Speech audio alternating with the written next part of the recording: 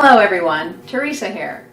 So you want to make some sourdough bread and you have some dough, but you don't have any bannetons. What are you going to do? Let's get resourceful. Let's find some other things in the kitchen that will work. So what do you do if you don't have bannetons to hold your dough for the final proof or the final rise? I say get creative and find stuff that will support your dough. You can use baskets. You can use glass bowls, plastic bowls.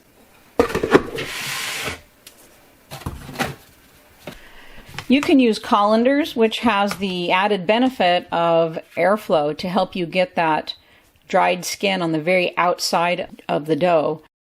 The material from the banneton will wick moisture from the very outside of the loaf, and it will help you to get that really nice look on your scoring. So the colander helps do the same thing. It helps the airflow. Now most of these containers are 8, 8.5, or 9 inches. 8.5. 8.5. Here's an interesting pan that you could use. 8. These are your standard 9.5 by 5.5. These are 9 by 7. Colander is 8.5. Here's a glass bowl. It's almost 8. Here are some wicker baskets. 9. And that one is almost 10. That would be for a pretty big loaf.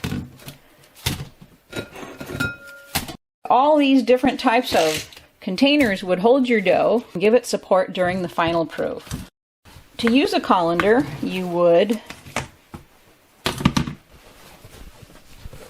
just lay a cloth over it, sprinkle it with flour, and then set your loaf down in. So we're talking about holding a boule-shaped loaf or a round loaf.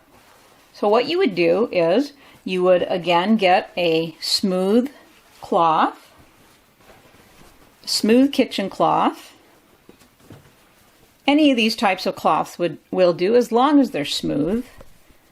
It doesn't matter if there's a hole in it, doesn't matter if they're stained, as long as they're clean and smooth. So this is just a polyester cotton blend cloth.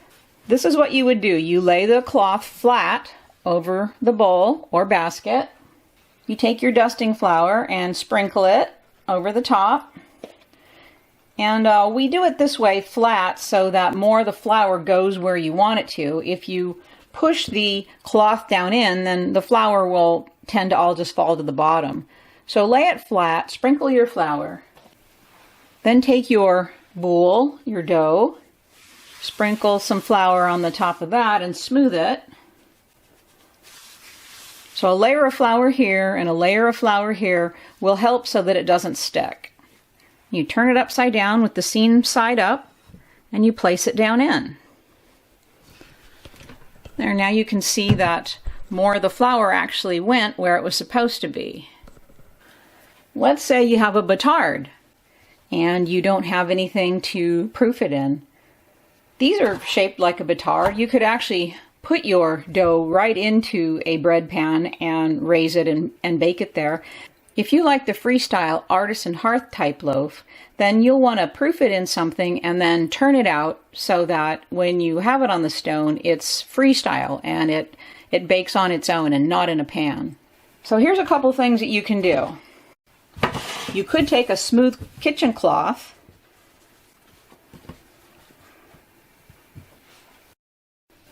use your dusting flour,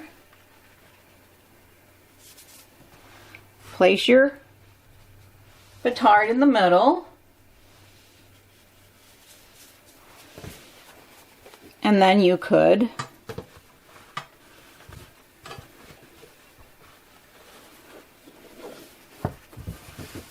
roll it like that.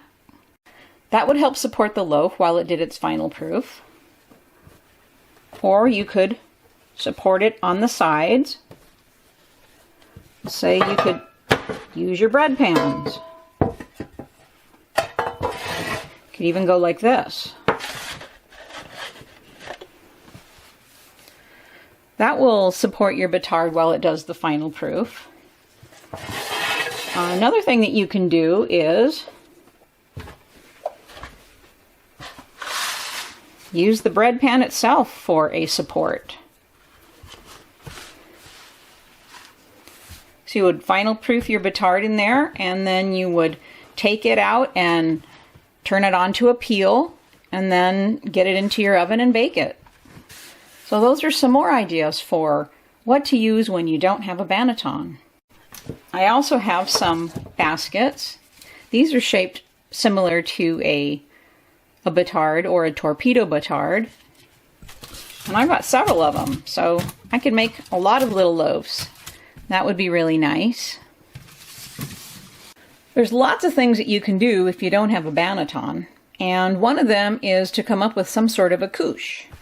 A couche is fabric that you can shape to hold your dough. This is a piece of lightweight canvas that I used for a couche, but if you don't have something like this, which is nice and long and will hold several different loaves of bread,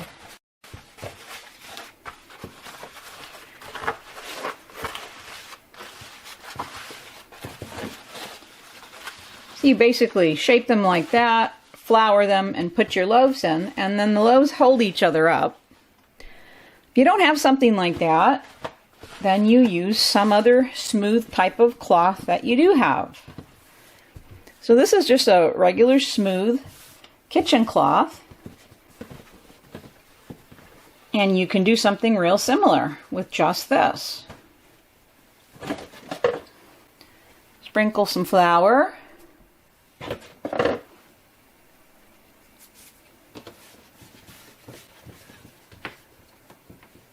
And then place your dough.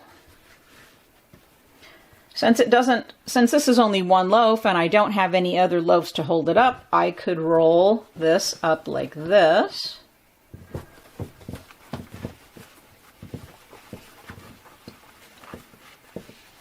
Or if you've got some rolling pins, you can support it by using rolling pins next to the sides. So that's if you only have one loaf.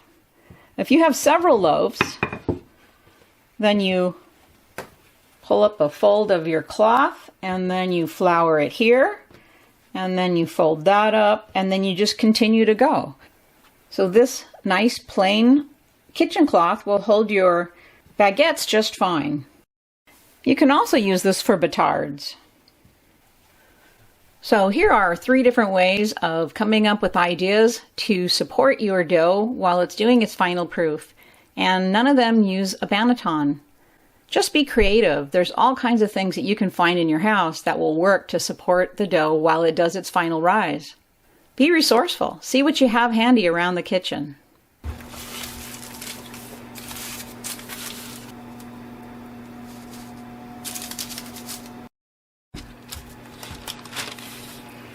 Let's say that this is stuck.